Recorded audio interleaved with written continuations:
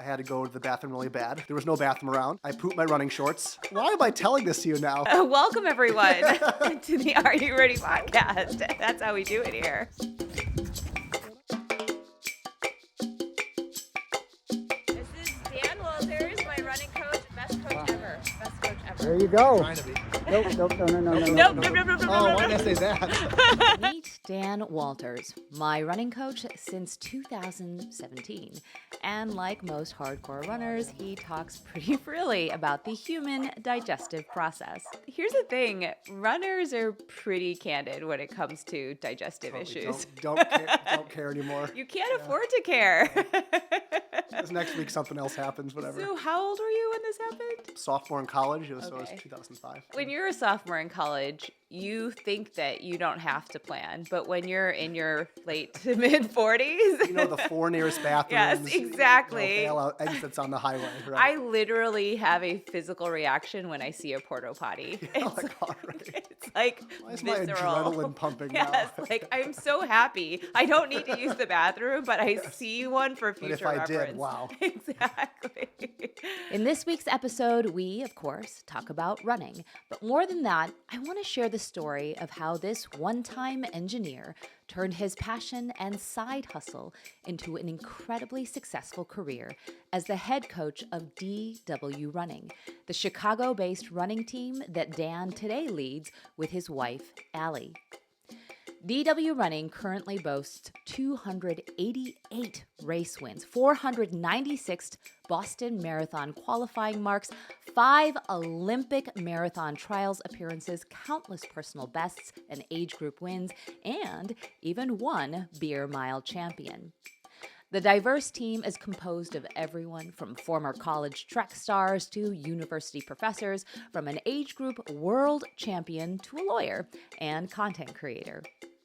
Personally, after working with Dan for only 1 year, I PR'd in every single race I ran in 2018, including 3 marathon personal bests. But even putting aside all the PRs and race medals, I've long counted my decision to join DWRunning and to work with Dan as one of the best decisions I've ever made, because he continues to teach me that it's when you set aside your ego that confidence finally has a chance to grow. Dan is a mentor and a friend, and his inspirational story is a blueprint for building the career and even life of your dreams. Well, thanks so much for joining me. It's a pleasure. And thanks for letting us invade your beautiful home here. I have to say, you and Allie have done a remarkable job of just making it picturesque. Thanks for pretending I had a say in that. Or You did. I was saying it. Yeah, you She was did. the mastermind and the designer and the. She seems like she's the mastermind of a lot, and we'll talk more about that. But I actually wanted to go back to University of Illinois, our mutual stomping grounds, because that is where I went to college. That's where you went to college, right? And Yeah. what did you study in? Mechanical engineering. Okay. And what made you go into mechanical engineering? I think I always was pretty good just at the math and science courses. So it was the obvious, what I was good at was enjoyable just for that direct sake of that. I just liked figuring out how things worked. So taking things apart, putting them together, asking a lot of why questions just as a kid. And it just seemed like either with machinery or different just processes, figuring out what it was all about. And mechanical engineering seemed like a good fit for that I would be pretty good at the courses and also enjoy the work too. Was this something that you knew you wanted to get into starting at an early age, or was it more just, hey, I need to pick a major in college, this seems like a good fit? I think kind of both. I always had that kind of an analytical mind, and I knew it would be in that vein if it was maybe a different type of engineering or going into more of a different type of science or industrial field, but I knew that'd be a mechanical engineering degree is kind of versatile. It can really go other places or lead to more advanced degrees too. So I knew it was a good launching off point, and I probably wouldn't go down a direction I didn't want to be on there. You were running throughout high school though, right? Yeah. Okay. And did you continue running at a pretty regular competitive level in college as well? At first, I walked on the track and field and cross country teams there. Was on the team for like a year and a half. got a pretty bad injury. I mean, the PT staff can only do so much when you're a walk-on. They're not going to spend a lot of money keeping you on. So after kind of a semester, half a year of wallowing in this Achilles injury, they said, no space for you anymore. You can always try out again, but not right now. So left after my sophomore year. What got you into running in the first place? And how old were you when you started running? The obvious answer, I guess, is my father. The nice thing about, and I've really reflected on it recently because I have a son now, and he's obviously young, but thinking about how I'll eventually want to teach him and just bring him along in this world. My father always exposed me to athletics and his running, and they brought me to races, but there was never pressure to do it or you should try this. So I kind of ran a little bit in junior high on the track or on the cross country team there. I never did track. I liked it, but I liked kind of the social aspect, and I wasn't really into the training yet. I was more into basketball at the time, but when I saw that road end pretty abruptly in junior high, running was there. I already had kind of a friend group in it. I kind of liked it. I never got pushed into it, but honestly, I remember the exact moment. Cross country season, my sophomore year, I went through and did it. Again, just kind of like going through the motions, went to practice, ran the races, but wasn't that invested in actually dedicating myself, mentally, physically, emotionally to something. There was the conference meet, and I remember the numbers because the numbers stick with me. There was 125 kids in this race. I was 63rd, which is the mathematical middle of 125. So I was the average person in this race, quite literally the middle number. Mm-hmm. And so I felt very average that day, like I was. And my dad sat me down and went, great job, that was awesome. But to keep going, you probably should either commit in this or don't waste your time. I don't need you to. But if you want to do this, it'll take a lot more of your effort, and you'll probably be frustrated as an average, or you should just put your attention and energy somewhere else. And I kind of took that to heart going, I like this, I think enough to give it a shot. And I remember from that moment forward, I said I might as well give myself a shot and try harder, commit more, be a little more vulnerable and kind of risk some failure. And I then got pretty into it, found my friend group, found my passion for putting work in and seeing improvement. So for people who don't know about your dad, obviously I know a lot about your dad having, been working with you for years now, but I think this is not a casual thing for your father. It's the opposite of casual. Yeah, I mean, your dad is extraordinary in running. And so pressure, no pressure, the amount of pushing, non-pushing he might have been doing with regard to running can be pretty influential, I guess, in terms of how you came about joining the team and pursuing this as a commitment.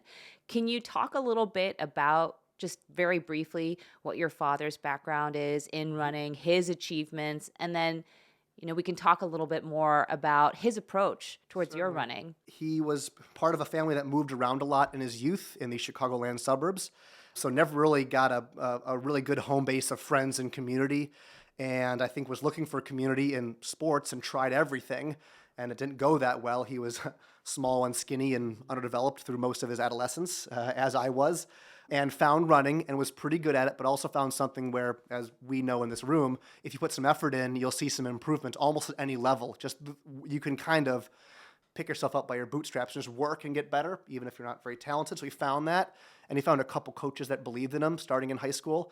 To kind of fast forward through, he worked his ass off. He was a state champion in high school in cross country and in the 2-mile, and he went to college and was an All-American at the University of Illinois in cross country. And then he kept going marathoning in the 1980s, and he made the Olympic trials in 1988. He ran a 2:19 marathon. I think his picture is up there somewhere. Wow. And then he said, marathons are great, but I think I want to do something else. So in the 90s, he got into duathlons. He won his age group at the World Championships twice, and then got back into marathoning in the 2000s and has since won, I can't remember, probably 15 titles at the different World Marathon majors for the age group, and even just last October won his age group at last September, won his age group at the London World Marathon age group championship. Wow. So he has bopped around, which I think is really healthy to find a passion, put yourself into it, and then keep pivoting to keep things fresh. But he's kind of held himself to a level of excellence for a long time now. So for people who don't know, a 2:19 marathon, that's ridiculous. 5 minutes and 20 seconds a mile for... That's insane. Miles, yeah. I can't even run for 30 seconds at that speed. You'd surprise yourself. Without injuring Maybe myself. 40 seconds. So, what was it like growing up with running in the background all the time? I'm assuming that, with your father, like you said, bopping around with various different, running centric sports, that must have been sort of an ongoing refrain in your Hmm. household. Totally. And I think, with anything, you adapt to the environment you're placed in. So it was normal to, on a weekend, go to a 10K an hour away, or again, eventually a duathlon. But it was just seeing my father holding himself to a high standard, seeing him being healthy, seeing him taking care of his body, seeing my mother support it so thoroughly, learning how to cheer and support someone as a young kid and eventually as a teenager. It was just really cool. I see a lot of adults don't have a passion that I see now. They just kind of go through their life. And to see that from a young age made sure I knew that I was going to define myself. I don't, still developing, but I'll always have something outside of the normal bounds of life that you can be really kind of selfish about and put some energy into yourself. And I saw that from a young age. That seemed very normal to commit yourself to something, to hold yourself to a standard and something that you're passionate about. Well, one thing that you said earlier that I think is so true about running and certainly makes sense in light of your current career, as a running coach is learning very early on that if you commit and put some effort into something, you're almost always going to see some improvement. You're going to make gains. You are going to achieve incremental success. And I can't imagine what sort of influence that would have on a young person when Mm, that's always in the background, watching mm. your father make incremental gains, across a lifetime at a sport. But I guess the other thing that you said earlier was that it was okay to be vulnerable. It Mm, was okay to fail. hmm. In the pursuit of those incremental gains. Can you Well, remember a time when you saw your father disappointed at, a race or at a specific event where he was hoping that he would have run faster, done a little mm. bit better? Actually, I think one of his superpowers is that no. I think again you're gonna make me coach soon. I'm gonna start coaching. I think most people have such an adverse reaction to failure or to doing poorly that's almost better to not have big goals numerically or that are kind of tangible to more. That's why big mantra these days is trust the process, love the process, be more invested in how you do something than where it led you, journey versus destination. I've always found with him, I think he's had this extraordinary ability to have numerical, hard, black and white goals and to shoot for them. And if he hits them, he's really happy about it. And if he doesn't, I'm sure there's some internal turmoil and some disappointment, but he can swallow it quickly, learn lessons, and move on. So it's almost like he can ride the highs of a great day and not really suffer the consequences of a bad one because he knows how to slip in and out of different mental states. Mm. So that's, again, I coach a lot of people, and that's a very rare thing. Usually, if you have high numerical goals, you'll have that downside of the valleys of failure and despair. But I don't remember a lot of. I remember him. He's always enthusiastic. He always, if he gave his best, he knows it's all that really matters. He controlled what he could. Hmm. I've learned that a lot to hold on to the good stuff. And then as soon as something poorly happens, Rolodex some lessons, and then flush that crap down the toilet. Always going back to the toilet. Always. I'm all about speed. It's very important. Regulation is very important. So you're in college then, you walk onto the team, but unfortunately, due to a persistent injury, you can't sustain Right. yourself on the team. What was that like, dealing with that sort of disappointment? One that's sort of out of your control. In retrospect, probably had more control than I thought, but at the moment we didn't know what to do. And, hindsight's always 2020. It was really hard compared to the people my age and at school. I was still a pretty young training age. I hadn't really taken running seriously until kind of that sophomore, junior range. So I knew my training age was low and I thought I had a pretty high potential. I was just starting my journey, I thought, as a sophomore in college. And it was really frustrating to see the plane about to take off and have to kind of circle back and not be able to even leave the runway. The nice thing is my coaching career did kind of start shortly thereafter. So the outlet, the fire hose of knowledge and energy could kind of just shift. But it was kind of an empty feeling where I didn't know who I was because I based so much of myself on running. I think most folks feel that, you base your ego or your self-worth on something. It was a little empty for a couple of years. I had school, I'd met my girlfriend, now wife, but I had a hole that was, kind of there. What did that whole teach you about falling into the trap of defining yourself by things like running or other things that sort of help you with your ego? Probably didn't learn it then, but especially now, and you've probably heard me say it maybe to you directly. That we can't think of ourselves as a thing. I try not to think of myself as a coach or as a father. I'm a man who coaches or a man who's a father. And so that if something is going poorly or it's frustrating, it's nice to, well, I'm having a really rough day as a coach. I'll go be a dad today, but I can always fall out of things and into other things. We all have 5 or 10 things that kind of define us. I try not to make 1 or 2 of them, because if you do, and that one goes south by something that's out of your control, even in your control, it'd be a pretty depressing day, week, month, or longer. So hopefully a lesson that we are a person that's made up of a lot of little things, and we can lean in and out of them as we need to. And practicing that almost daily. I'm not a this.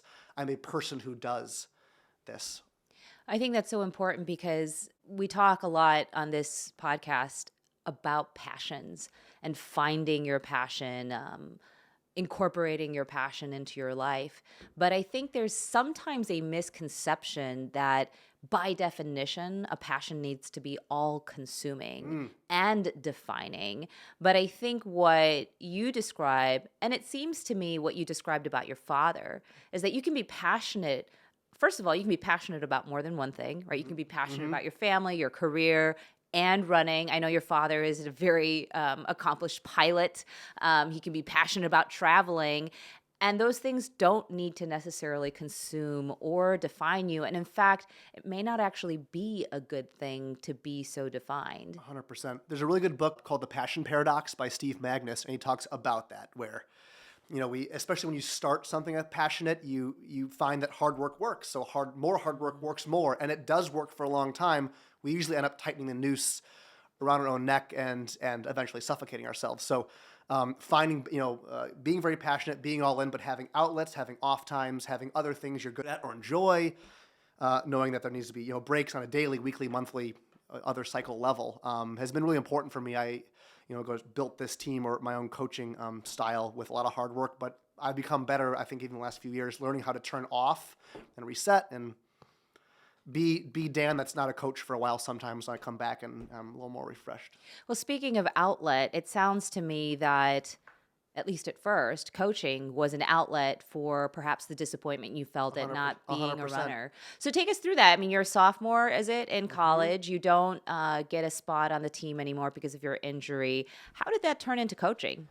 So it was like total coincidence, but I was being typical runner nerd guy and just started reading like running physiology books, just like why training works, what certain pros or Olympians have done at the same time. Like during my sophomore year, just like on the weekends or outside of engineering school, outside of the team, just read them. To help you with your own injury and your own training? No, just because at the time I was healthy. It was like in those last few months of health, I just happened to pick up these books that were kind of elemental to run training and that a lot of people into running were reading or that had read historically. So I started gaining knowledge on, these types of workouts or this philosophy works because of X, Y, and Z. And then I got hurt.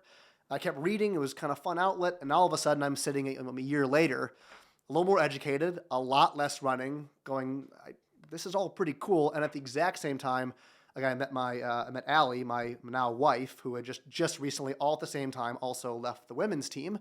She wanted to keep running, though, and I had this knowledge and said, you want to do a half marathon? I could write you a plan. I think I know something now. Let me just help. And I don't recommend coaching someone you're dating. It's a terrible idea. But it worked. It never didn't work for us. I just think it's a really risky scenario to put yourself in if you like someone. So I did, and I found that the engineering thing of if I do this, if I put X into a system, Y comes back to me, evaluate the data, and try again.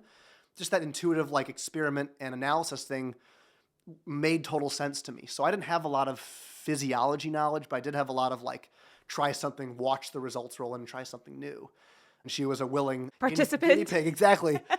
So that's how it started during my junior, senior year of college when she was a freshman and sophomore. And then eventually as I graduated and she just finished up school down in Champaign. Well, it sounds very similar to how you described why you elected engineering, mechanical engineering specifically. Totally. You're taking things apart, you're trying to figure out what works, what doesn't work, input this, what's the output.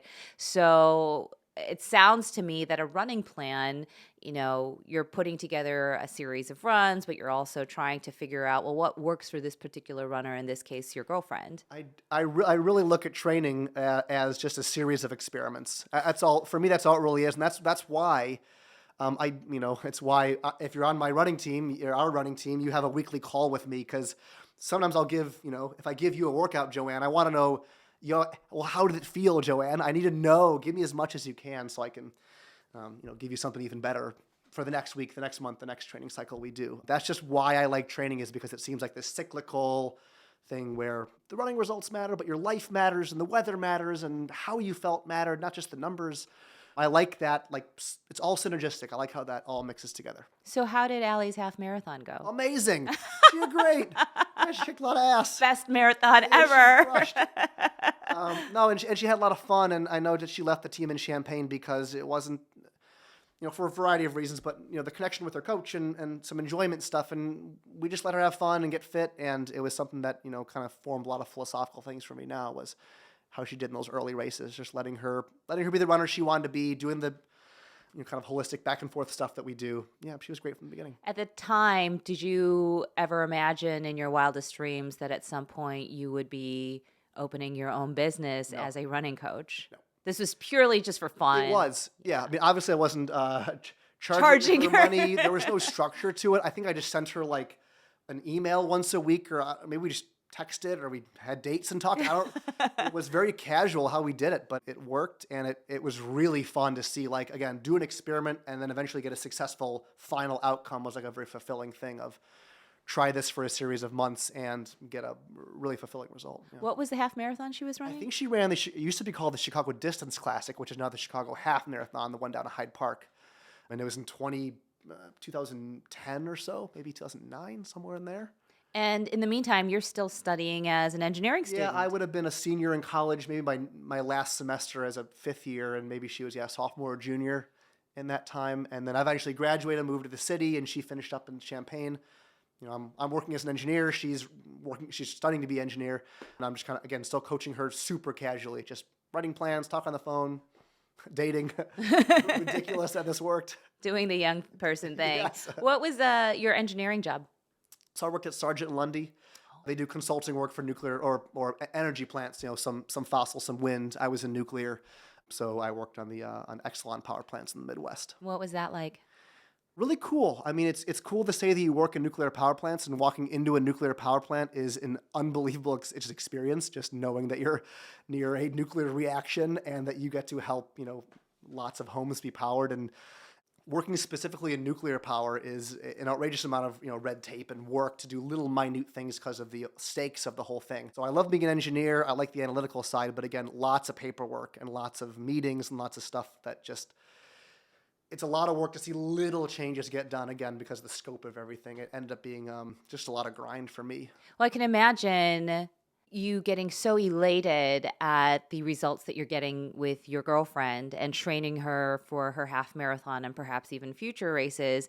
And then during your day job, there's a lot of paper pushing, Right. It sounds like, and not seeing these sort of incremental gains from the immense amount of work that you're putting Crushing in. 1,000 lemons and like a drop comes Yeah, out. exactly. It must I be think so. frustrating. I think that's a lot of it. I never really articulated it that way. In the end, for me, it was knowing I was doing good for the world, I think. I was helping there be electrical power. That was really great. But I knew that I was a good engineer, but really anyone with an engineering degree could do my job. I was straight up with myself. I knew that. I was really easily replaceable. I was just an engineer. But then I kind of saw myself coaching going, I know this doesn't seem as important to the world, but I am helping. And at that point, I was probably helping 5, 8, 10, 12 people. I'm helping them be really happy and give them something to do outside of being a mom or dad, boyfriend, girlfriend, their job, and giving them kind of another identity and something to be happy with. So again, didn't seem as important on the world scale, but I was creating happiness, and I didn't think as many people could do that. Well, and you could also see, like, you could Tangible. the results. I mean, you could see the joy on Allie's Right. face when she run it. Weekly, Yeah, as we had exactly. practices or had phone calls, the empowering, the confidence was something that was so, I didn't know that's where it would lead me, and it was really cool. It's amazing. Yeah.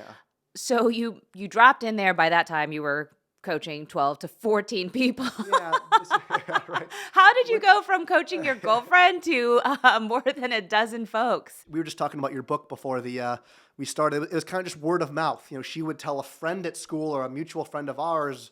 I coached a couple colleagues at Sergeant Lundy. I coached, friends of friends, my cousin for a while, my wife's brother.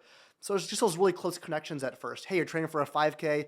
I'll help you with that. Help my father-in-law train for a half marathon, just little stuff, all for free, all as hard as I could because I knew I needed practice just because I got along with Allie so well. And so it was always easy to coach her, but I wanted to coach men and women, fast folks and slow folks, veteran runners and beginning runners. I just wanted to get really good at everything, or at least try everything, because I didn't know how to do anything. So I said, if you're willing to let me make mistakes on you, let's just go. And we did that for several years, maybe 2010 to 2012, 13. Just anyone I would want. I coached my work run club. Several dozen people came out. We just wrote workouts and ran, and it was just really fun to throw eggs at the wall and see what happened. Well, I think it's so interesting that you said you wanted to experiment on all different shapes and sizes, genders, goals, athletic levels, it sounds like. And I guess my question is why? I mean, it's not like you're sitting there saying, well, I'm going to open up a coaching business in the near term, so I need to do this. Like, Right. what was it that was driving you to want to try all of these different things? At some point very early, I did sit down with a mentor of mine. Her name is Jennifer Harrison. My father coached her back in the 90s for some running stuff when she was doing triathlons. And she now has a super successful coaching business, has for, I'm going to butcher it, between 20 and 30 years, and mostly in the triathlon space. And I saw her when I had like 5 or 6 people and said, I think I might have a thing here. What should I do? Do you have any advice? And one thing was, coach anyone who wants help, anyone who has a running goal, clubs and work things and colleagues and brother, sister, and coach everyone. And you don't even know what you like yet or if you're any good. Try. Again, all speeds and ability levels, and difficult people, easy people, happy people, people who are hard on themselves, everyone. And then you'll start to know. And if you're good at it, you'll have success. You'll have people coming to you.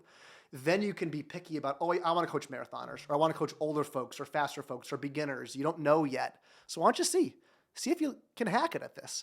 And so she pushed me to find out if I was good, if I liked it, and where my place was in the coaching world, if at all. Well, presumably you did enjoy it, yes? Yeah, right. Okay, hopefully. The experiment was fun just to see if I could morph it into different things, So you're a nuclear engineer by day. You're coaching more than a dozen athletes by... It got up to 25 when I quit my job in 2015. And you were doing it for free?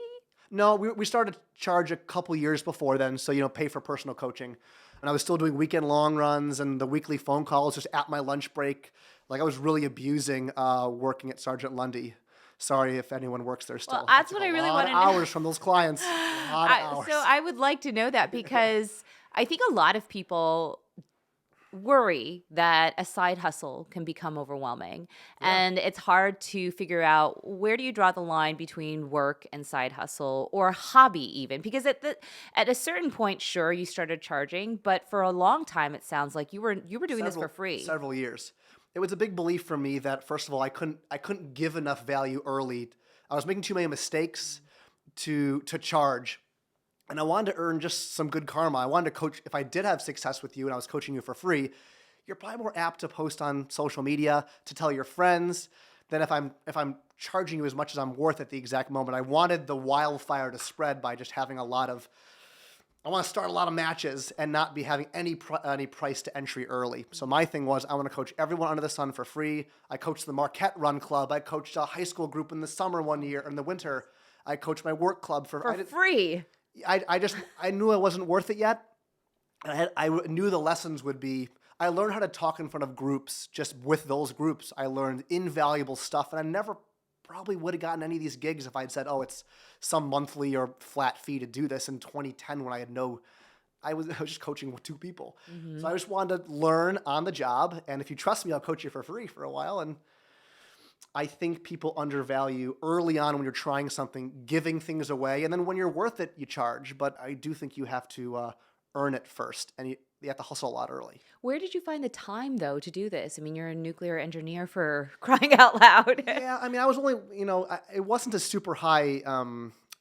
I was only working 45 or 50 hours a week, maybe. It was a lot. It was pretty standard. Yeah. I would answer emails and texts right away in the morning, then go to work and answering emails on the way to work. And that took like a 60 or maybe a 75-minute lunch, way too long.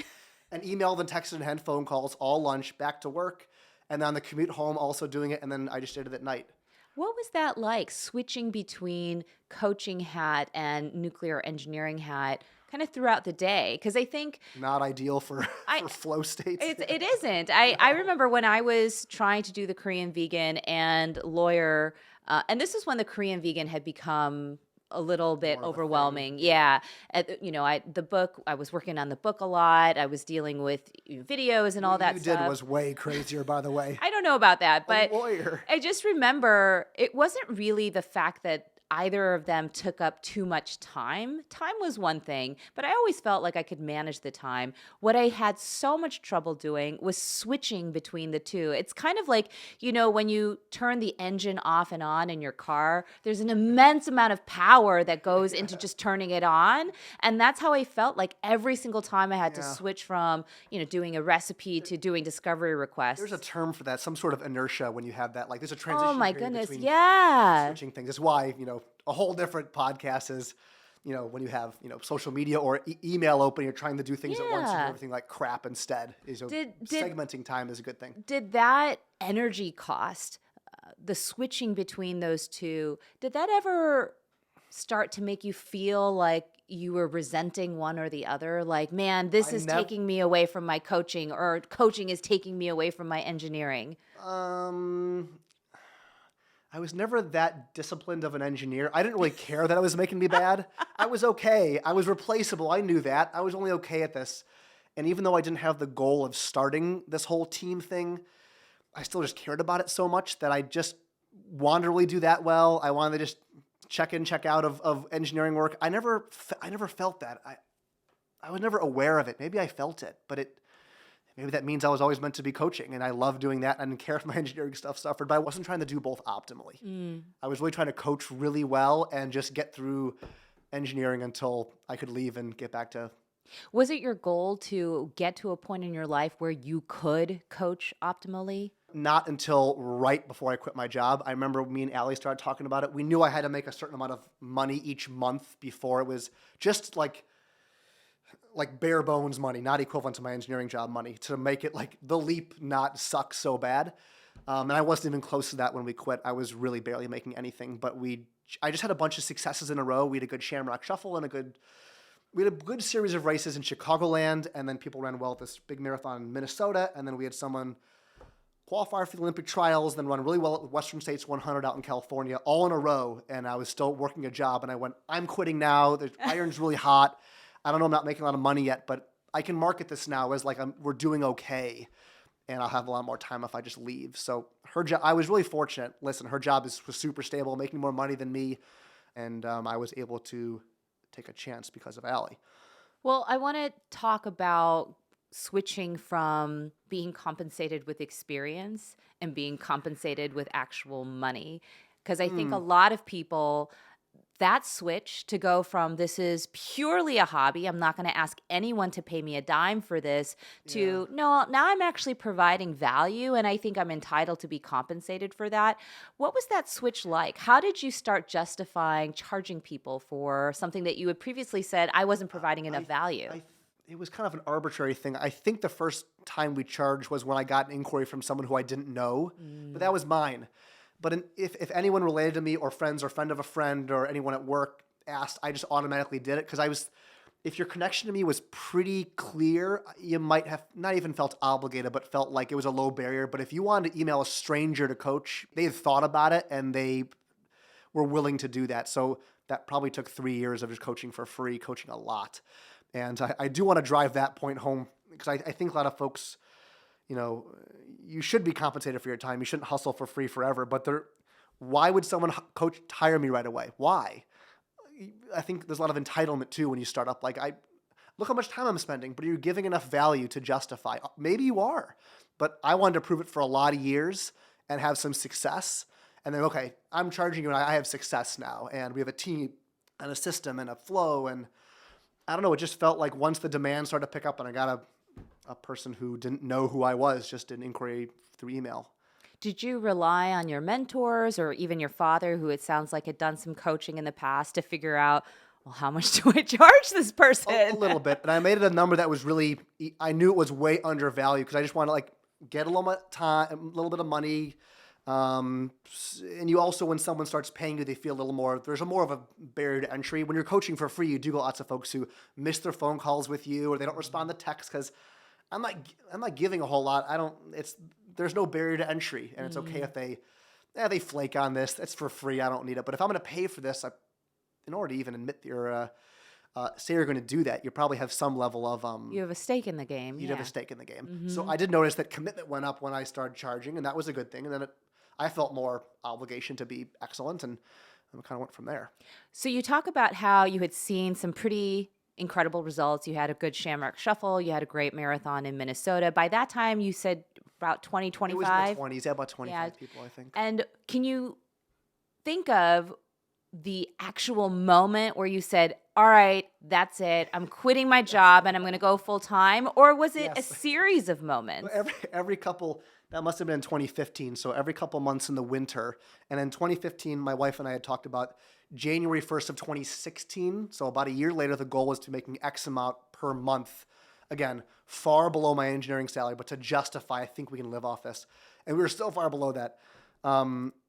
And every couple weeks I would text her after some like stupid ass scheduling meeting going like, I hate this. I can't do this. I need to coach for a living. Scheduling meeting at work. Mm-hmm. This sucks. I should be coaching. And then she'd go, we have a plan. You're fine. And she was my therapist for a long time. And then we started racing well in the winter of 2015, the spring of 2015. And again, I'm sending her these texts every time I'm like not able to coach at work. Now I'm getting frustrated that now I'm seeing that the engineering work is getting in the way of me being the committed and present coach I wanted to be. But I had the total honor and almost luck of coaching, I guess it's luck, of coaching my cousin, Lauren Newman, who lived out in Boston and was going to Harvard Law School at the time. He qualified for the Western States 100. He went out and ran it. I was on his crew with him, and he finished 17th as a non-professional in his second 100-mile race. I wrote the training. I paced him for the last 7 miles. I felt a big stake in the race, and I was on the flight home. And again, kind of on the tail end of a pretty good streak of coaching results going, this is really stupid that I'm going to work tomorrow. I think I'm good at coaching, and I think I have to do this now. There's really no reason for me not to. So it was pretty obvious on this. When you crew a 100-mile race, you don't sleep. So I'm just like in this like haze of just adrenaline, but also fatigue, and in that phase that you get in when you're kind of on a bender of no sleep. But I knew then it was time, so I gave my 2 weeks when I got to work. Wow. Yeah. What did that feel like the moment you gave your 2 weeks? Pretty good. I mean, when you tell your white-collar job that you're going to be coaching marathon runners to run marathons a little bit faster than they used to, they go, sure.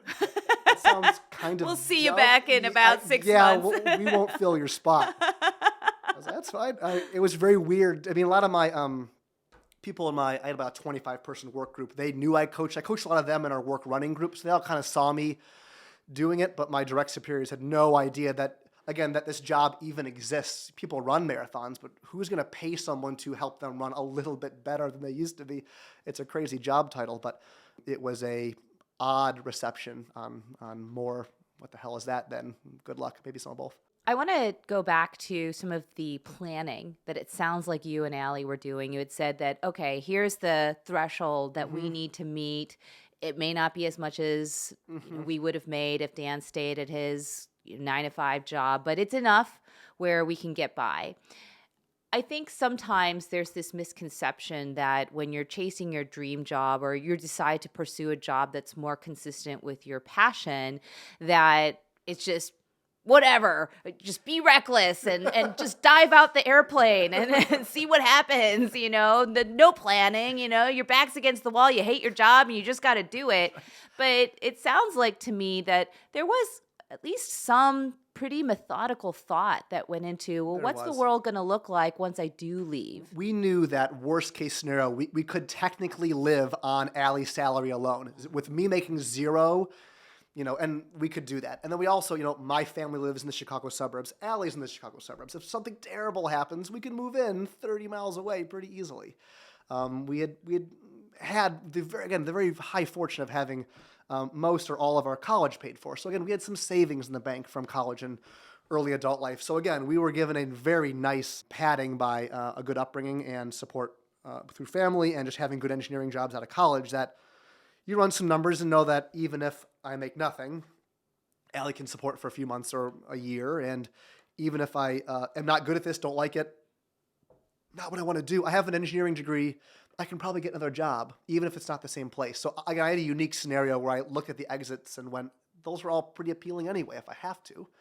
But at some point, there is a jumping off point when you go from, whether it's financially or just leaving that stability of a 9 to 5 and a place to go, that even just missing colleagues and missing a home and losing those friends, that was really hard. I worked at home with just my dog for years, and I still do, and that's hard. But doing what I want to do is great. I don't know where I was going with that, but here I am. No. I think what we were talking about is you had that padding around you. We did, and we were very fortunate. So again, engineering background meant the numbers were read pretty. We had some spreadsheets telling us we were going to be okay for a bit and some bailouts in case I sucked or I didn't like this. Well, I think that's exactly the way I did it. I had multiple spreadsheets. I knew exactly the numbers. Yeah, I had projections, and that's the thing is, I think there are multiple ways to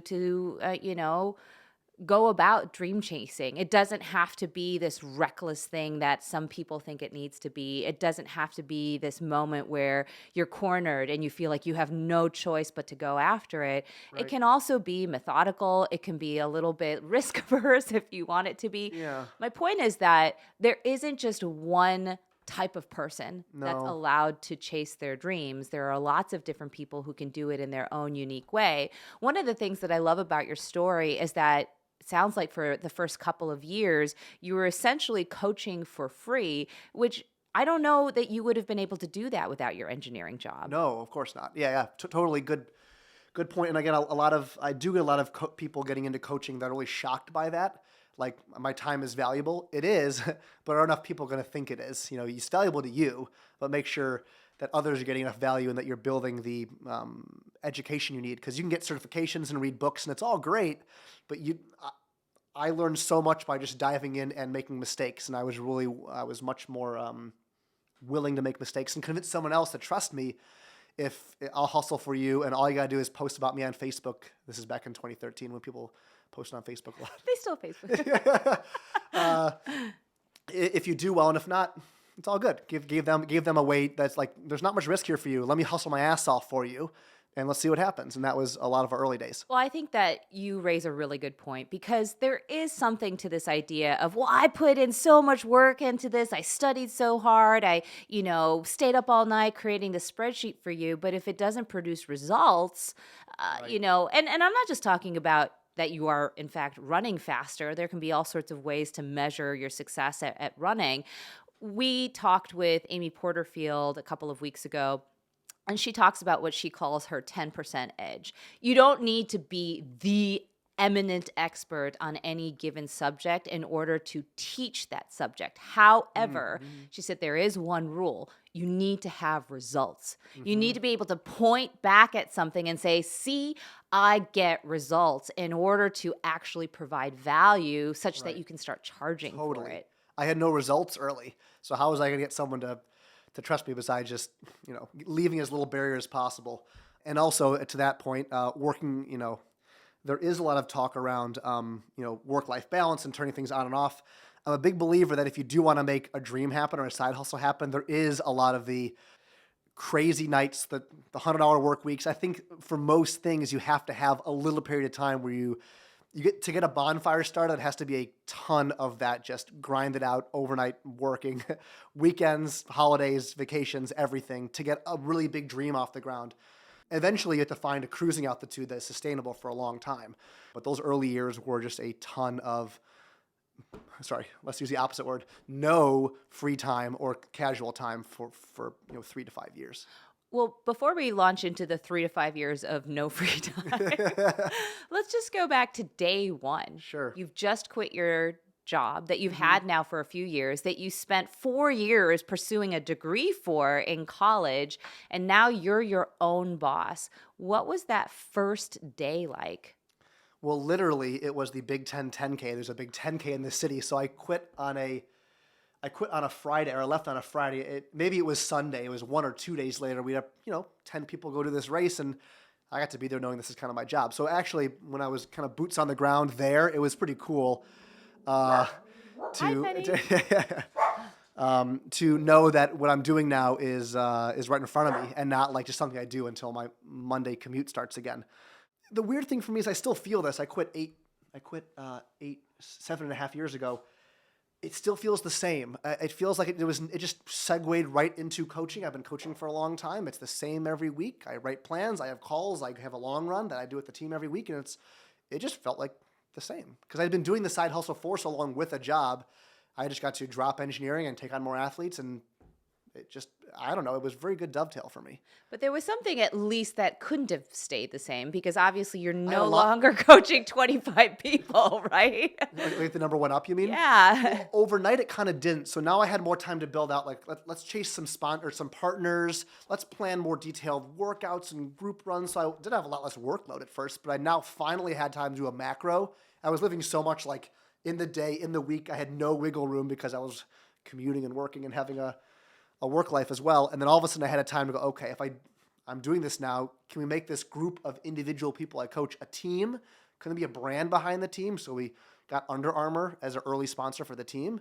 Can we have group runs located places? We all of a sudden started to think of it as a three-dimensional like living thing. And now I had the bandwidth to breathe oxygen into the fire a little bit. And that started pretty early. Allie always helped me with that kind of backside stuff. But that's what was the initial thing that I really committed myself to was, let's do this for real now. When did you start thinking of yourself as not just a coach, but as the owner of a business? Oh man, I still do. I feel that's Allie. She's the everything with the business, the owner, the creative director, the organizer, the team manager, and I'm the coach, even though we both kind of co-own it. It's always been a weird title for me because it's the coaching side that comes so naturally and the business side that doesn't. So I'm very fortunate to have someone who thinks kind of the opposite. She is more business and analytics and making sure that the numbers always work for us. So I'm very fortunate to have a partner who wears that hat, honestly. So when you think about innovating for your business, when you think about innovating for the coaching company that you and Allie co-run, I mean, what is that in response to? Is that more just the same kind of Dan intuition of, I want to try this new thing, experiment with it and see what happens? Or is it more like, hey, I would like Under Armour to come and be a sponsor, or I want to start thinking more three-dimensionally about our presence and what it means to the community, running, and all of that. Is that, again, more of just, hey, I just like running and I want to experiment? Or are we thinking more of an enterprise of how are we going to position what we've created? I definitely had good experiences with my high school and college coaches in running. But I noticed I was part of some pretty big teams. I was part of a very big numbers team in high school, and then again a pretty big Division I cross country and track program that I had good workouts written for me, but the individual touch side wasn't there that I was hoping to see.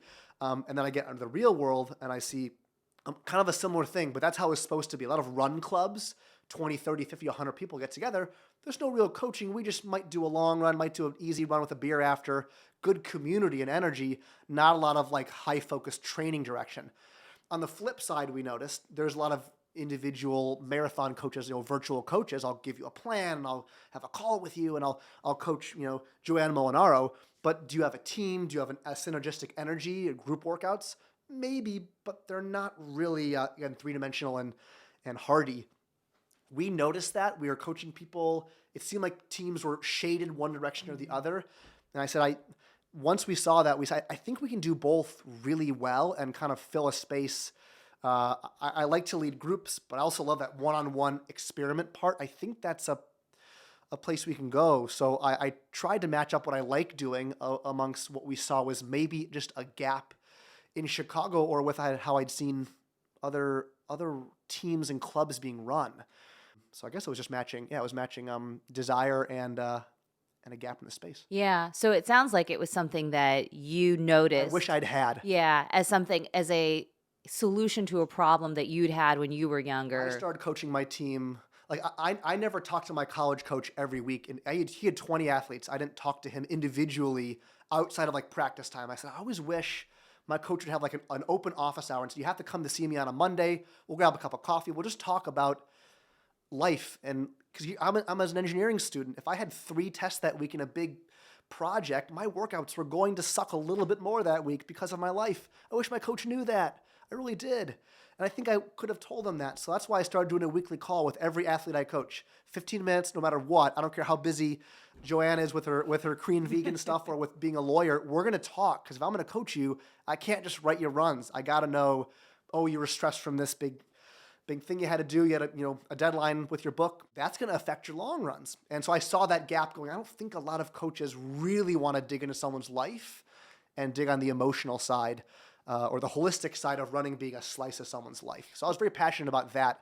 Really driving running performance is it's a holistic experience. What drove that passion? Where did you see results that merited your attention to that holistic approach? Just doing it right away. It probably actually was coaching my girlfriend because I obviously knew her life very well. She was an engineering student in Illinois. We hung out all the time, same friend group. So I knew if she was sick, if she had a big deadline, if she was traveling, I knew. And because I wish I had happened for me in high school and college, I said, you know what, I'm going to adjust her training for her life. She's even running great. Doesn't seem to warrant a change or a back down. We're going to back this down. Or she's a really light week and she's like ready for it. I'd amplify it just because her life had the space. So for me, and it's probably just life advice, it's everything works together. And so I think like emotional awareness and being very real with yourself. Early in my coaching career, I heard that being self-aware is one of the best traits you can have as a human. And I try to base, when I don't know what to do, I just try to get super self-aware. How am I feeling? What are my emotions? What's my week or day or year been like? And I can usually put something together and then start some sort of idea or solution for a problem or an issue I'm having or just being stressed. Oh, yeah, that's why. And when I started doing that with my girlfriend and then close friends and other people I was close to, I saw this matters. And most adults aren't training as professionals. They're doctors, lawyers, moms, dads. They're stressed. They get sick. And so it was a passion of mine to coach human beings who were runners. Have you coached any professionals? No, I've coached some folks who've made the Olympic trials, but that's something that you can do as a real person. But no, most folks that good are elsewhere than Chicago. Would you be able to take that sort of holistic approach, almost like a life running balance approach with a professional? I think you can. They're going to have a lot more of a controlled experiment. I mean, there's absolutely times where they are stressed with relationships and other things, but they are living probably with or near other runners. They have sponsors and other things. And of course, there are some professionals who still have to work other jobs. You might call themselves a pro runner and get a very small stipend and very small help, but also have kids and a normal 9 to 5 and be grinding it out that way. I think everyone needs to be that way. They really need to work how you put running into your life and not fit life into your running. And I think we could substitute running out for a lot of things and making sure that your passion, your job, your whatever fits into your life and not the other way around, maybe in some small instances. But again, when someone's balanced their life, it usually means their individual slices of life go a lot better if they balance the scales a little bit more mindfully. So when you have these 15-minute calls with your runners and your athletes, are you getting into the nitty-gritty of Tell me. No, you tell me. No, I do think that sometimes I feel like it's a little mini therapy session. I mean, we'll talk about running, but sometimes we don't talk about running. And I've always appreciated that about our chats. And I think it makes 100% sense to take that sort of into account when you're building a running plan for someone, particularly if they're not a professional. I used to have this conversation with my therapist all the time. She's like, are you a professional bodybuilder? Are you a professional runner? Because if you are, I can understand why you're demanding this level of discipline. But she's like, but you're not. You're a professional lawyer. And that is your job. Your job is not to be a bodybuilder or to be, such that you need to eat this many calories a day and work out this many minutes a day. She's like, you sound like somebody who does this for a living when you don't. And I think that's really important, is building, like you said, a space in your life for your running, your athletic pursuits, or whatever your passion is, instead of the other way around, trying to find time for life. Right. Which a lot of runners, we've both been there, where like I was really concerned about fitting something into either coaching or running, and like my son could use my attention, or like I gotta meet with going to a family thing now, but my run's not done. Maybe sometimes it's okay to be a human being, or I have a coach who, okay, you know what, you missed that run, Joanne. I'm gonna help you move. Let's move it around somewhere. Let's put it around your travels, your life, your work obligations. That blizzard that's coming in, my job is to help you fit the running in best you can, not stress about it, and just be a complete person and have running be a part of that. It's much healthier. You'll be faster. You'll enjoy it more. You'll lessen the expectations on yourself. And then I think nearly every runner on the planet can benefit from that, no matter how good you are. We hear a lot about mental toughness, particularly in long distance running, but I think it applies to just about every aspect of running, because short or long, I feel like it's all painful. And I think mental toughness is one of those things that many runners talk about, blog about, write about, and I'm sure many coaches even talk about. But what role does mental health play in running? Took a sidestep on me there. It's huge. This is probably something, I don't phrase it as mental health. I'd call it like emotional awareness or emotional control. Anyone that's on my team listening to this will know that I mention that about every 5 minutes now. Enormously. I mean, I think a lot of people think that, running is part of their emotional wellness. So they have to run to feel whole. So I want you to be okay with that. If you don't run, you're still okay. You're still a good human being, Joanne, or whoever is running. You're okay. You have other outlets. But I want people to really, and part of the weekly calls is working on being aware of your emotions, not fighting them, but more like acknowledging them, embracing them, and learning how to process them. Because going back to the term mental toughness, being tough or being brave is not the lack of fear, anxiety, or anything. It is knowing how to accept those natural emotions and process them calmly. So if you want to be a good runner or just a good human, for me, it always starts with being aware of your emotions and sitting with them, which is kind of a big topic these days, is being kind of stoic and aware. So as a runner and as a human, I'm just getting big on not rushing through life, again, with either phone checking, social media checking. We rush through so many things and can't sit with anything anymore. For me, it's learning how to sit with your emotions and process them in a way that's healthy, so that running can fit in. You don't have to go bash out your feelings when you run. That sometimes works, but can just add more gas to the fire. So hopefully we can all work on slowing down and not neglecting feelings, but feeling them, and knowing that's part of being healthy, is feeling everything and learning to process, if that answered any of that. No, I think what is really remarkable about your weekly chats, and I say this from my own experience, but also from speaking with many of my teammates, is that you do elicit our anxieties instead of suggesting that we pocket them away and just go for a run. Just rub some sand in it, go for a run. And one of the things that I know you and I have chatted about, of course, is my anxiety over my body and eating, and the role that eating and food plays in running. One of the reasons that I've always said, joining the team was one of the best decisions I've ever made.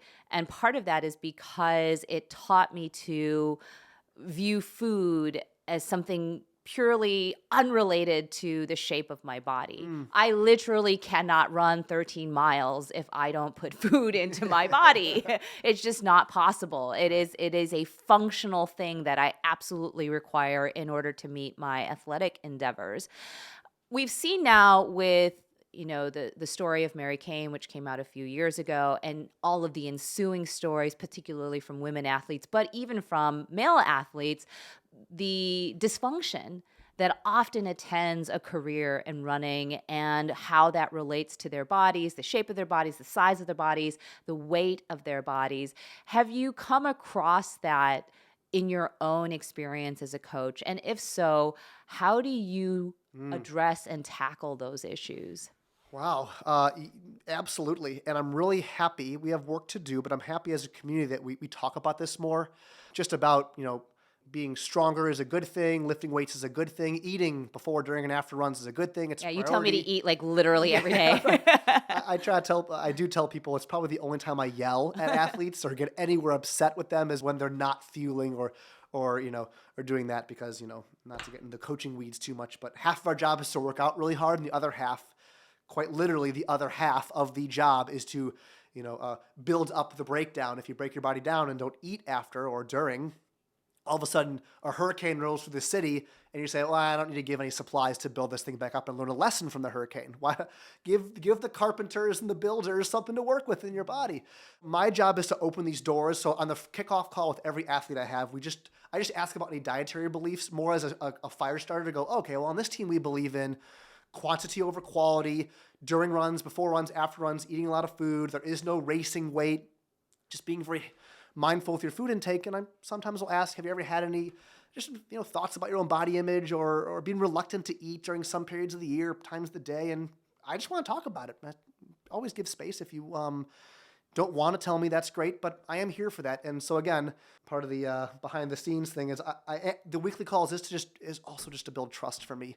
I want the athletes I coach for years and years to trust me. And usually if I just keep the door open for long enough, if I think something's not right, we'll just end up talking about it. I'll just know, you didn't eat a lot after that run, did you? Why was that? And I'll, maybe I'm more of a therapist like that, but I'll get them to tell me when they're ready. And I just want to keep that not as a taboo subject. The fueling is part of our running, like any workout or any lifting or any regimen. It's another one of the bricks that we stack on this team. One of the beautiful things about the team, of course, is its diversity. I mean, I remember the first time I talked to you, I think in person, I was like, hi, do you take runners of all levels, or do you have to be at a certain speed? And you said very quickly, no, we have no threshold requirements in speed. We take runners of all levels. And I am assuming based upon your team makeup that remains true.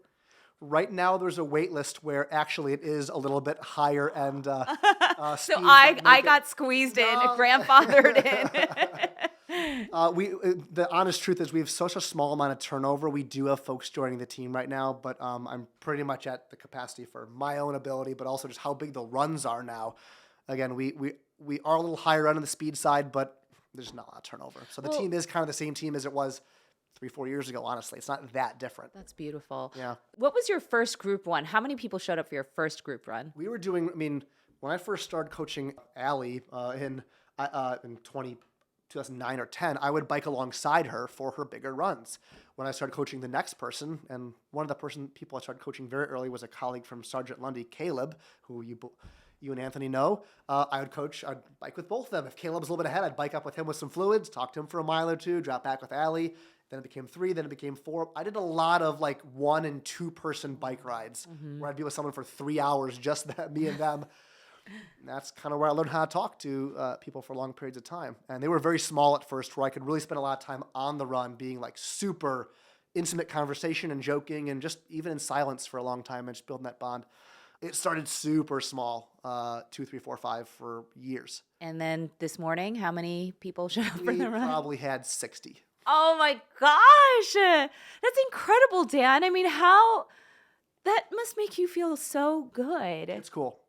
I try to say that we're an individually focused team, but we are absolutely a team now. And that's where my joy comes from. So I definitely pour myself into the individual side. I want to know who Joanne is and what makes you tick and why you're feeling the way you are. But I spend a lot of time thinking about making new people feel welcome, and how do I keep innovating or tightening up the screws for if you've been here for 5, 6, 7 years, and the partnerships and making this whole ship sail a little smoother. So I do put the team hat on a lot, because having a big team is awesome, but takes a lot of work. But it's a total joy now having that many folks trusting me and trusting each other.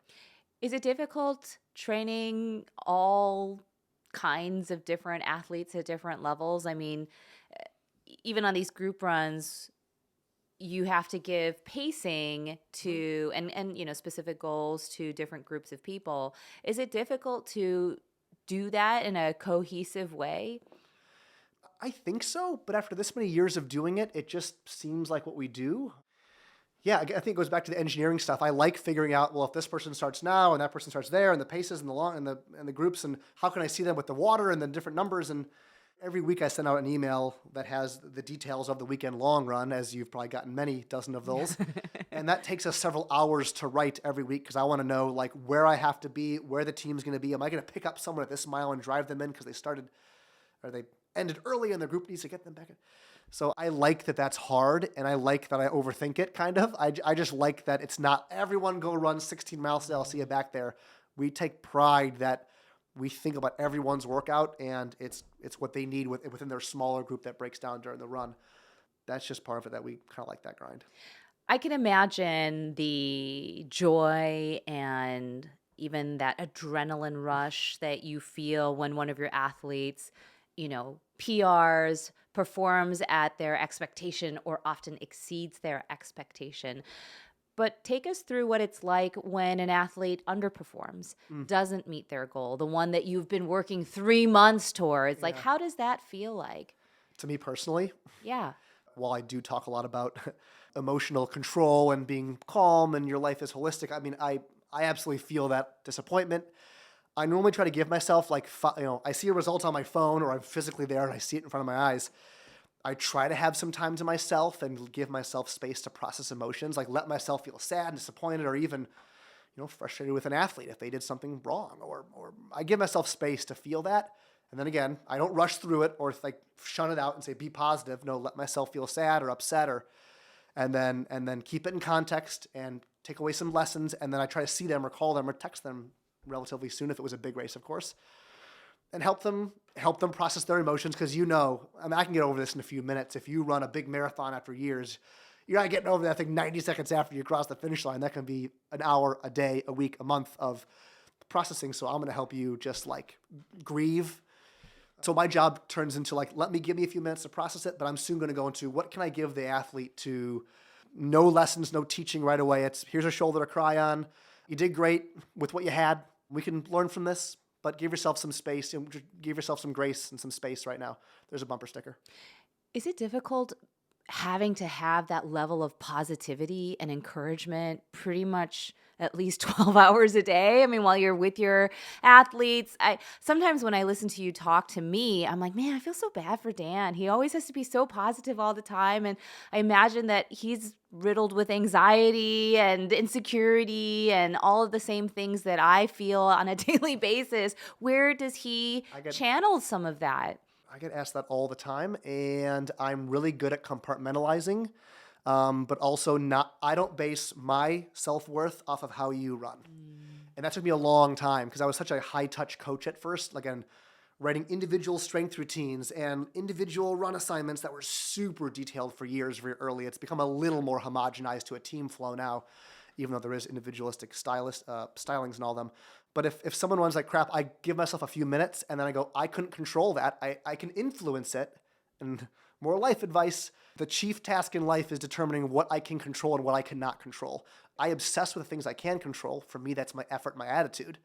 Everything else, if I can't control it, I can let it wash off me and go, it doesn't affect me. I can only control how I react to that. And I try to ask myself that every few minutes of my life.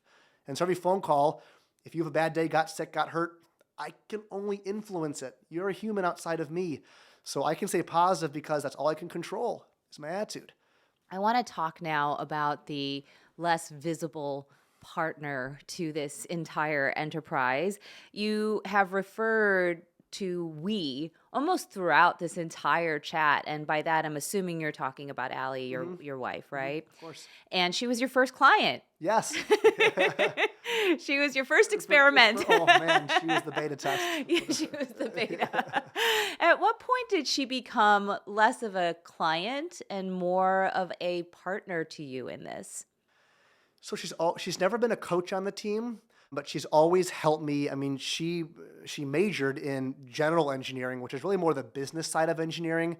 But I always consider her like a professional problem solver. And that's what she was doing professionally before the team in some kind of internship roles, but especially just out of school. She worked for General Mills, then worked for a small fintech firm in the city. And to me, it always seemed like she was doing specific projects, but really taking problems and either making them a little bit cheaper, a little more efficient, helping get rid of one little step or thing and making them as smooth and wrinkle-free as possible. So that's always what she's done here, is help me do things quicker, help me do things more optimally, put out fires, have the difficult tasks or the things with either partners or sponsors. Or she is the coal behind what we do on the train here for sure. And when did it switch over? How did it switch over? I coached her pretty much from, again, that 2009-10 timeframe. Most of the time until maybe about 2017, 2018, I was, even when we were married, even when we were getting, closer to having a child, still wrote her weekly plans, and we'd lived together for all these years. And then eventually, again, being a runner for so long, eventually she just needed a break and needed to not do it anymore.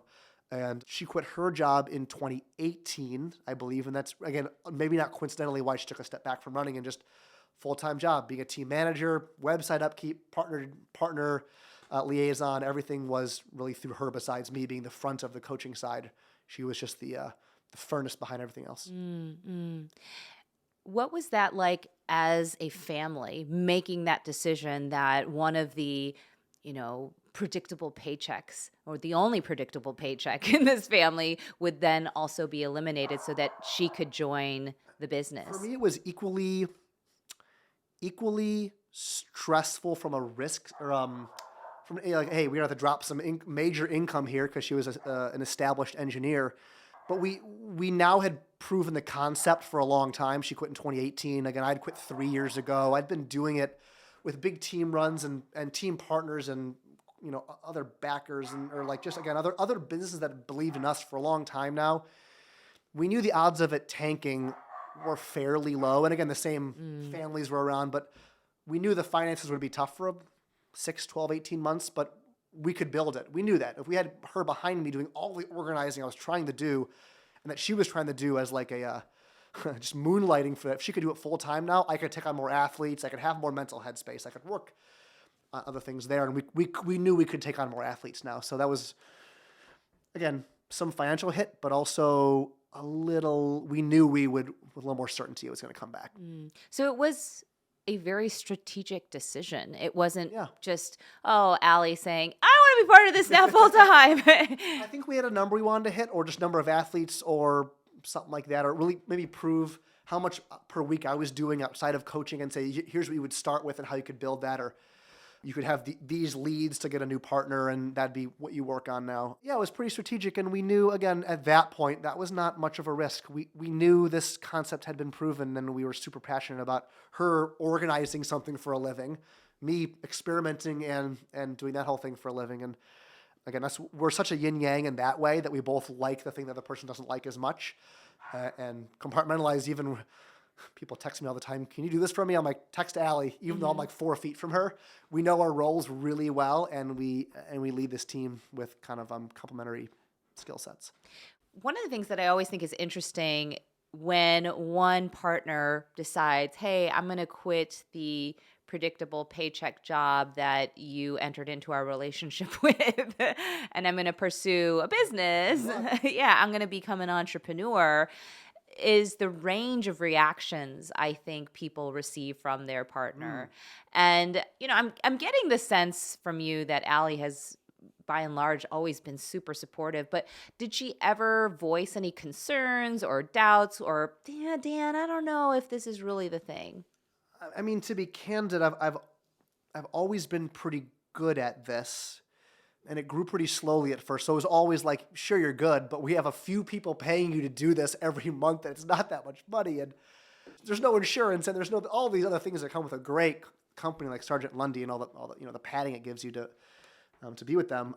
Hers was, you have the talent or the potential to do it, but we have to make some numbers work. So she was like very black and white. If we can get this here, sure. And I'd push on her to be a little softer with it, and she didn't budge for a long time. And then eventually the levee broke because I think I helped her change her expectations, which was a leap of faith for her when as I think the scenario changed, we went from being pretty good to being very good. And she let her numerical science side go and go, okay, we had this number, but there's also an art side of like, it's going really well. Momentum, could we maybe have you leave early just to take advantage of how well it's going? she had concerns, but only with finances, making sure that it was like that things made sense numerically, but not that we couldn't build the rocket ship and drive it together. Mm-hmm. And did she go through, it sounds like, the same sort of process when it came time for her to jump ship?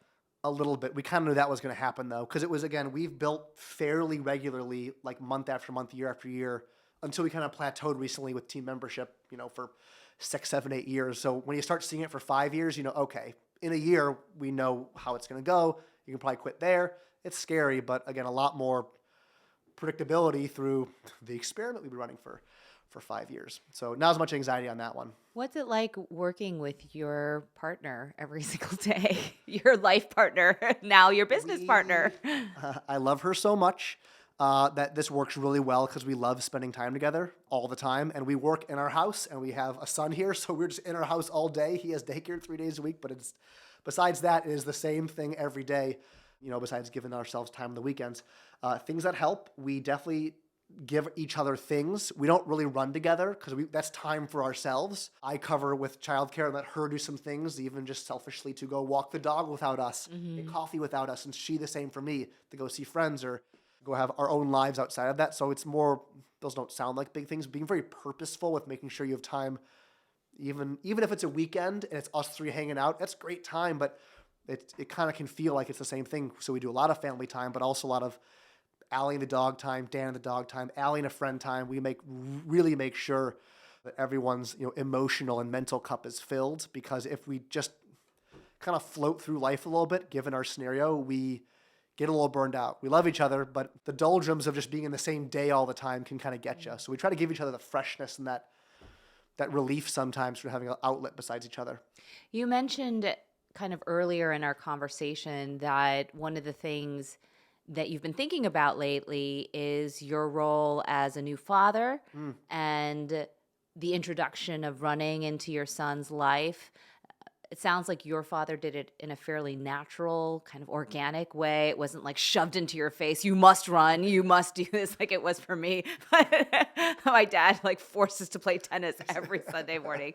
I don't know if I do that. Yeah, it was not great. But what does that look like right now? What is the thinking behind how to, or if at all, introduce Ben to running, especially because it's not just something that you're passionate about, but it is literally the family business. And it's a little concerning if we're not purposeful about how this goes, that it could be accidental and this is what you do and this is what we do. Take it for granted, automatically, yeah. Right. When are you going to start running, Ben? He's 2 years old, so he's not 10 and learning actual things yet besides, picking up hopefully habits and demeanor from us. But I hope to teach him, good character and to be active and to, again, be in touch with his emotions. So again, he's a 2-year-old, so all he is emotional.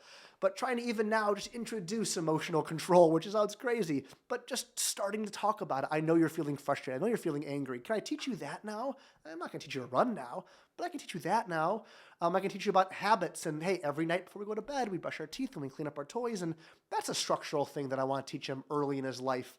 Is he absorbing all of it at 2? Probably not, but eventually it'll click, and I don't want to be waiting for when it does happen. So we're trying to just do things that are more like, teach him good character and good habits, and the things that are going to be structurally there when he's an athlete, a student, a human, a person who's very accepting and embracing of all people. I want to just set those little supports right now. And if it leads him to running, awesome. And if he's a great student because those things, awesome. And if he finds his way a different way or has different outlets, great. But I'm going to try not to control where he goes, just that he's a good person and has some moral fiber as he does it. That's the hope. I think that's the hope of every parent, Yeah. hopefully. If there was one thing you wish you knew when you decided to start DW Running, whether it was about coaching or it was about running a business or it was about working with athletes, what is that thing? I think it is that it's what we do best now, I think. And I always kind of knew it, but I probably would have gone in on it more early, is that in this day and age, we have more ways to kind of inorganically connect. And I think what's kept us afloat and kept our demand so high is that I try to organically connect via voice, via team meetings, making time to get a coffee with someone who's in dire straits or just needs a buddy, doing that right away. So to other entrepreneurs or folks that want to just go for things, you might not see a direct way to find organic connections with people or think it's part of your business, your idea, your hire even a better partner or employee or something. It's searching for those organic connections, which are way more rare or less deep than they ever were, because we can find skirt arounds. I wish I'd gone all in on personal connection right away. I think I was, but I realized it. I started learning it and went, wow, this is everything. I can't just start copy and pasting and mass doing this and just getting a big team with no connection.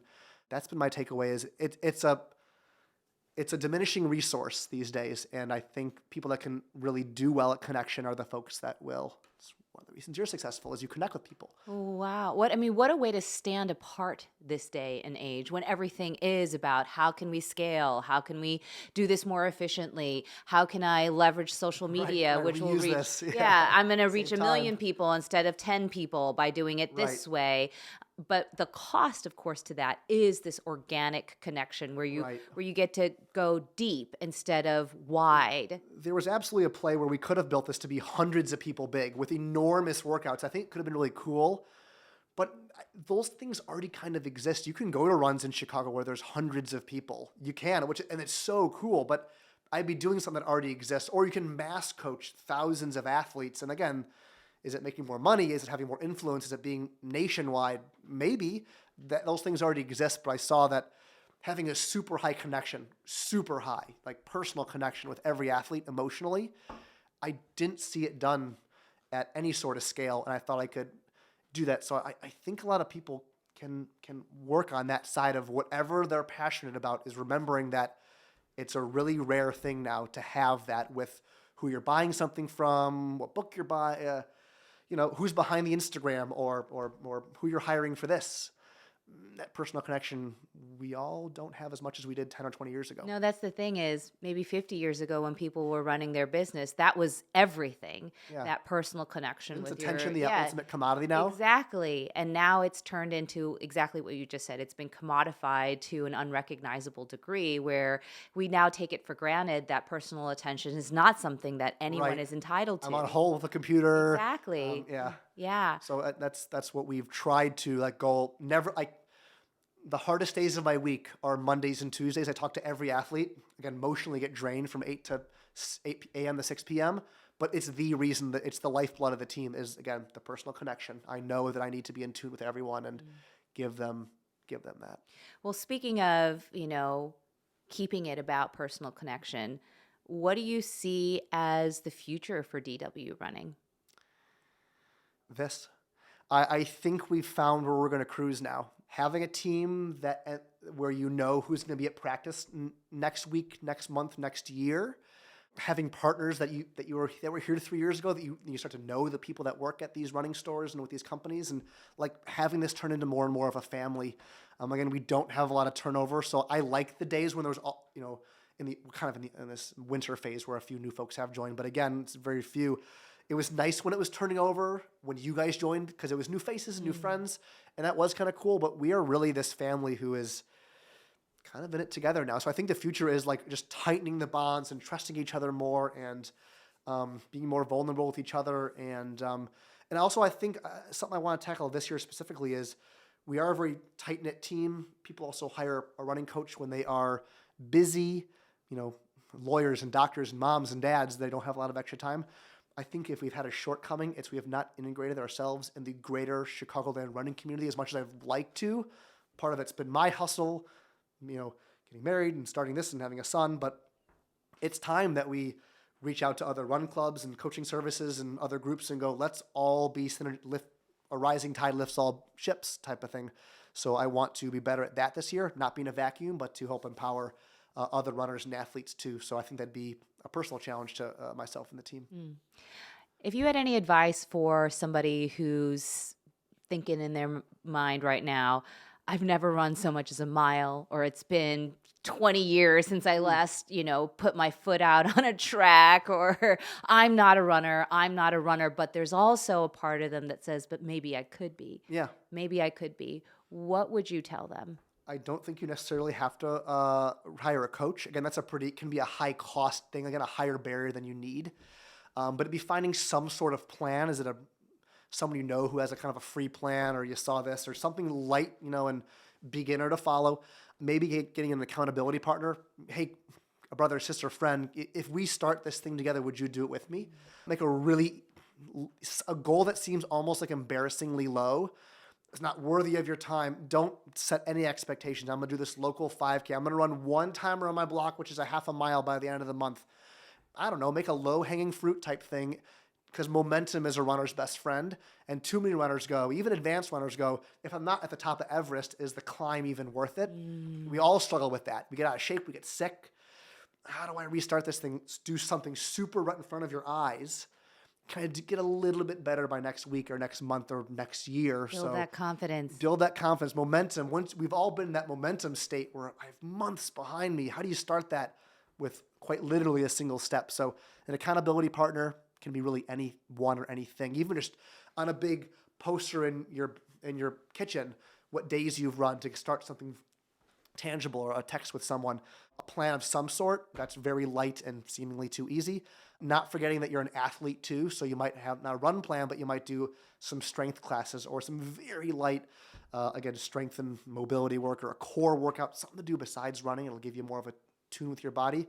And no expectations. It will never be linear. You won't be necessarily better in a week or a month. It's like the stock market. In time, it normally goes up, but expect volatility, and to just enjoy every day that you do it. It's really about that too. I think you said one thing. I have like 1,000 things. But you're a coach. I know. I'm an over-talking coach. You're not over-talking at all. Well, is there anything else that you would love to share with our audience, many of whom are runners, many of whom are more aspiring runners? My favorite topic these days is something we've already dove into. I guess I have two favorite topics, each spurred by a series of books I've read. If you're looking to be a really good runner in this day and age, a really good book to read that is not specific to running is Deep Work by Cal Newport. Do you know Cal, by the way? Deep Work is essentially about how the commodity that is losing the most right now is the ability to work deeply in a flow state.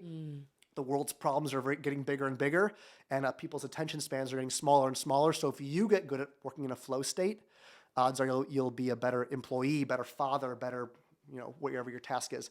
So as runners, we do these long, boring things. Yes. And we're very bad at doing long, boring things. I read Deep Work and went, this is a running book. If you get good at putting your phone down, at not answering email, at not being in the car with the music or a podcast on all the time, and learning how to manage thoughts and emotions, you'll be a better marathoner. Yeah, I suck at that. Yes. Yeah, that monkey brain when you're Yes. in the car and you want to put anything on. I cannot have blank space in my brain. But if we embrace that as a weakness, because we say there's so much entertainment around, what if you could embrace that as something to work on? And I think as marathoners, as runners, but also, again, being a present parent, being a present person at work where you can sit on this project for 45 minutes and get a quiet flow going, that's the ultimate thing in 2023. Which ties into a lot of push on kind of modern day Stoicism, the things by Ryan Holiday now.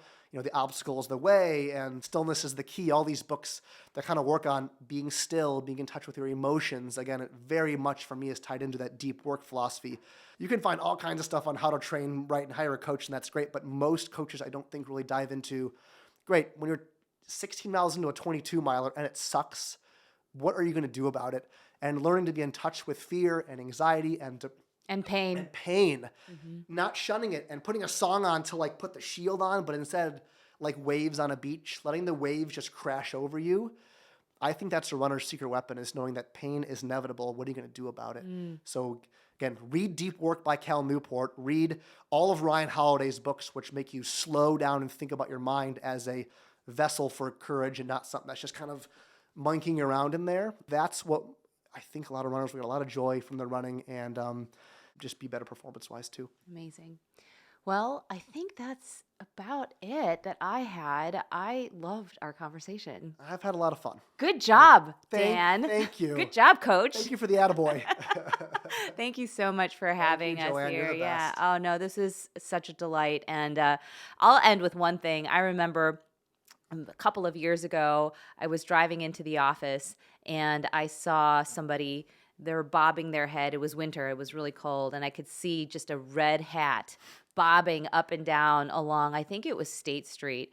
And I remember thinking, that's DW running. And you had just quit your job, I think, at that point to pursue it. And I was so proud. I was so proud of you because I was like, wow, like, yeah, that's DW running. I mean, Dan, you should be so proud of yourself. I appreciate you. Thank you so much. Yeah. Yeah. Well, I appreciate you. Thank you, Joanne. I remember the day I asked Dan if I could have a spot on the team.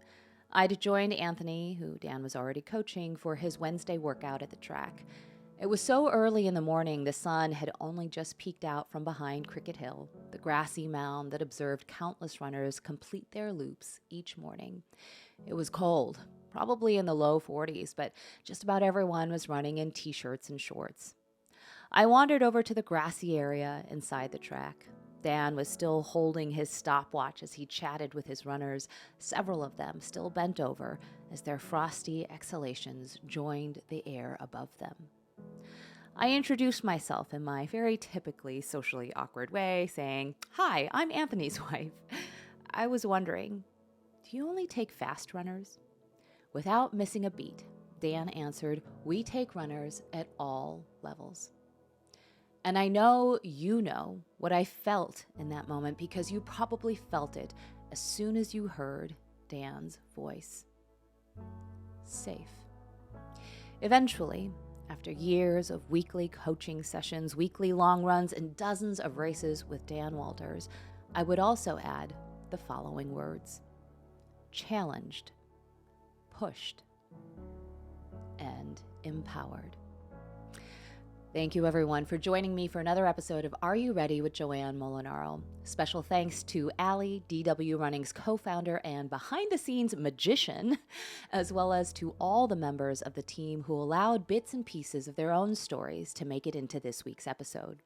If you enjoyed this episode, hit that subscribe button and leave a comment and/or rating below. Share the episode with anyone you think might be inspired by our chat today.